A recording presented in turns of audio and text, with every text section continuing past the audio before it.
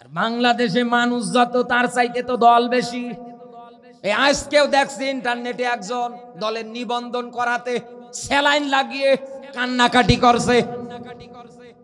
আমরা সেই মার্চ মাস থেকে এই নিবন্ধনের জন্য ঘোরাঘুরি করছি, কিন্তু মার্চ থেকে দেখেন আজকে নভেম্বর মাস চলে আসছে, এখন এসে তারা বলছে নিবন্ধন দেবে না। আমরা এতদিন ধরে কষ্ট করছি, তারা আমজনতা দলকে চেনে না। রিজভী সাহেব গিয়ে সান্ত্বনা দিচ্ছে, একথা বলেন না কেন, তারেক না কি জানো নাম ওনার, উনি ওনার দলের নিবন্ধন নিতে চায়, দিচ্ছে না সরকার, তাই উনি অমরণ অনশন শুরু করে দিয়েছে 50 ঘন্টা না কত যেন। কোন পাগল! অথচ আয়াত আমার উপরে মানা যেমন ফরজ, এ হাতিবান্দার মানুষদের উপরেও মানা ওই রকমই ফরজ। পৃথিবীতে যেই বলবে আমি নবীর উম্মত, আমি আল্লাহর বান্দা, তাকে মানাই লাগবে। কেন জানেন?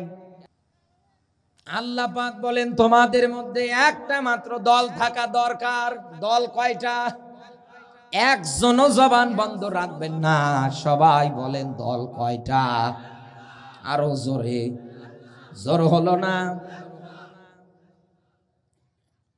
এই একটা মাত্র দলের বৈশিষ্ট্যগুলো আমার আল্লাহ উঠিয়ে ধরছে আয়াতে।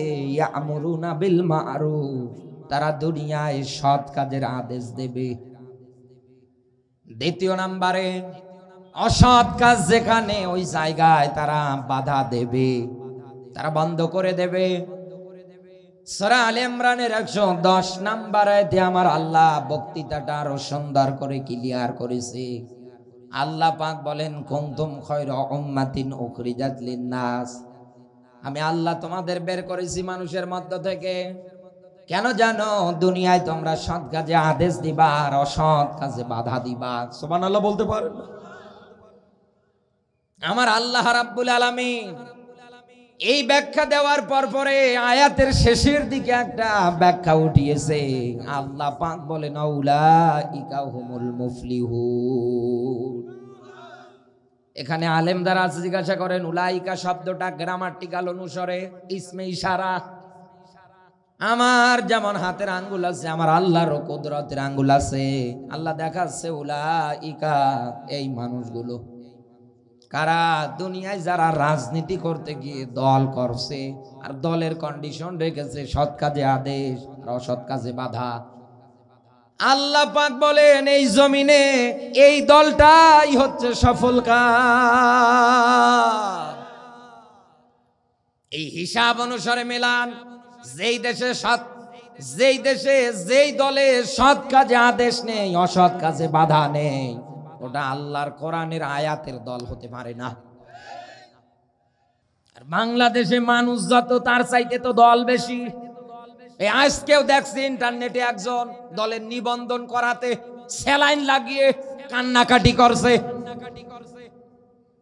রিজভী সাহেব গিয়ে সান্ত্বনা দিচ্ছে, একথা বলেন না কেন, তারেক না কি জানো নাম ওনার, উনি ওনার দলের নিবন্ধন নিতে চায়, দিচ্ছে না সরকার, তাই উনি অমরণ অনশন শুরু করে দিয়েছে 50 ঘন্টা না কত যেন। কোন পাগল! অথচ আয়াত আমার উপরে মানা যেমন ফরজ, এ হাতিবান্দার মানুষদের উপরেও মানা ওই রকমই ফরজ। পৃথিবীতে যেই বলবে আমি নবীর উম্মত, আমি আল্লাহর বান্দা, তাকে মানাই লাগবে। কেন জানেন? আল্লাহ পাক বলেন ওয়াইন্নাহু লাযিকরুল লাকা ওয়া লিকাওমিকা ওয়া সাওফা তুসআলুন।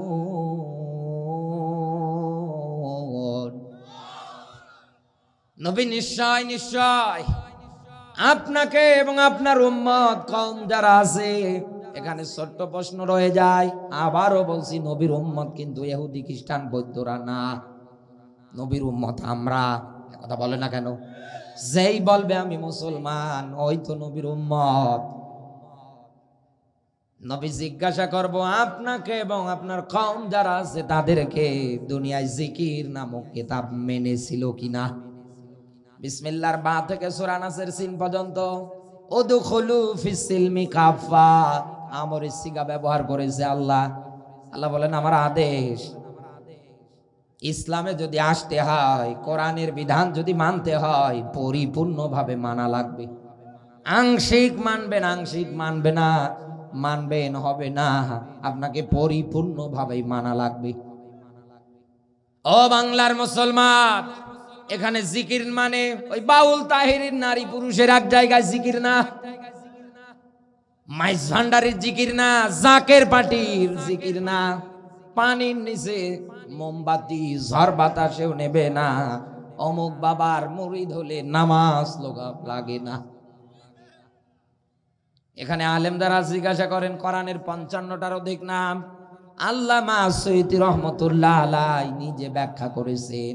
কোরআনের নাম ফুরকান, কোরআনের নাম নূর, কোরআনের নাম হুদা, কোরআনের নাম শেফা, কোরআনের নাম জিকির। সুবহানাল্লাহ বলতে পারেন না? একটা দুইটা নাম না, এরকম ধারাবাহিকতা এসেছে।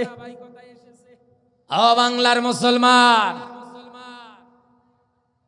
আমি আপনাকে বলছি মরণের পরে আমার আল্লাহ কোরআন মানার ব্যাপারে জিজ্ঞাসা করবে।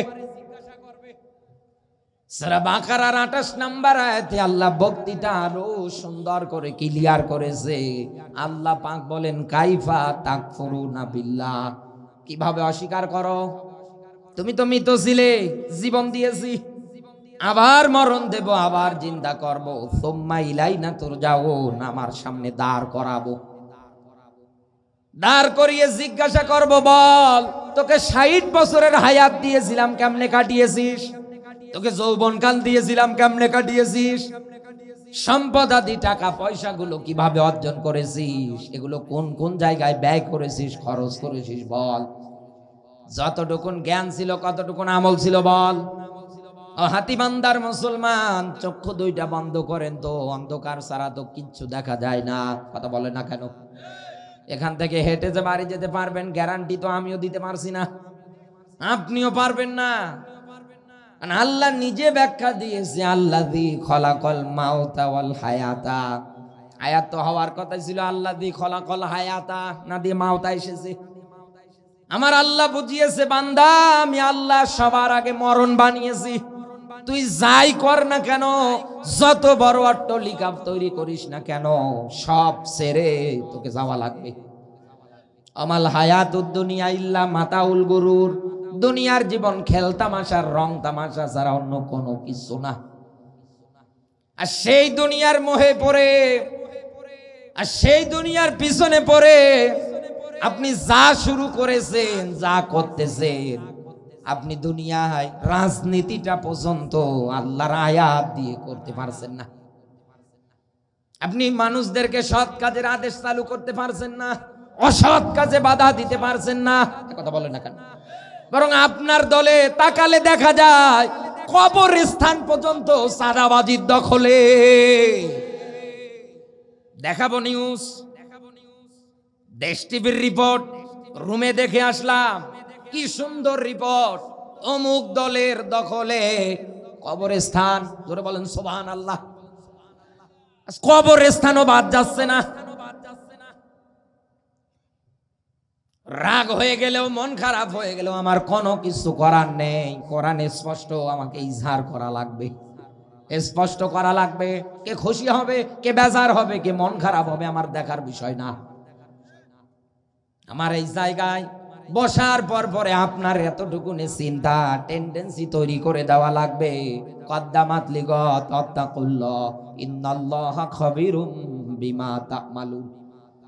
সূরা হাশরের 18 নম্বর আয়াত। আল্লাহ বলেন, বান্দা আমাকে ভয় কর, আগামী কালকের জন্য কি জোগাড় করছি চিন্তা ভাবনা কর। যত দাঁড়ানো লাগবে তার সামনে। ও বাংলার মুসলমান, আজ দেশে তাকান, মানুষ যত তার চাইতে দল বেশি।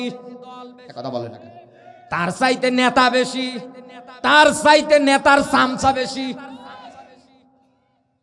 অথচ আল্লাহ বলেন দল হবে একটা। রাজনীতিতে দল কয়টা? জোর হলো না? এত কোরআনের আয়াত। এবার হাদিসে কি আছে দেখি। বিশ্ব নবী জানিয়েছেন, আমার উম্মতদের ভিতরে মরণের পরে 73টা কাতার দাঁড়াবে। 72 কাতার যাবে জাহান্নামে, আর একটা কাতার যাবে জান্নাতে। এই জায়গায় দল কয়টা? আরো জোরে বলেন। রাজনীতিতেও আল্লাহ দলের ক্ষেত্রে বৈশিষ্ট্য একটা, রসুল বলেন জান্নাতেও যাবে একটা, মুসলিম জাতীয় একটা দেহের মতো, একটা বডির মতো। তাহলে এদেশে এই কোরআনের ব্যাখ্যা থাকার পরেও আজ আমরা এত দল দেখতে পাচ্ছি কেন? আজ এত দলে বিভক্ত হচ্ছে কেন? কেন এই জমিনে আল্লাহর আইনের কথা বললে আমি রাজাকার হয়ে যাই? কেন এই জমিনে আজ এই দলের কথা বলতে গেলে আমার উপরে আক্রমণ আসে, আমার নামে মামলা আসে? কেন এই পথের পথিক হলে আমি ঘরে পর্যন্ত থাকতে পারলাম না? একথা বলো না কেন? এলাকায় খোঁজ নেন যারা এই দলের পথিক, এই 16-17 বছরে সবচাইতে বেশি নির্যাতিত হয়েছে তারা।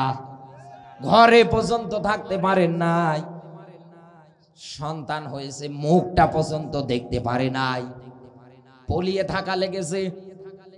ও বন্ধু, তাহলে তো আর বোঝার বাকি নেই, আপনারা দুনিয়ায় ইসলাম বাদ দিয়ে, কোরআন বাদ দিয়ে যা করছেন পুরোটাই তো শয়তানের নিয়ম নীতি, পুরোটাই তো তাগুতি আইন বাস্তবায়ন, পুরোটাই তো লেনিন আর কার্ল মার্ক্সের গোলামি।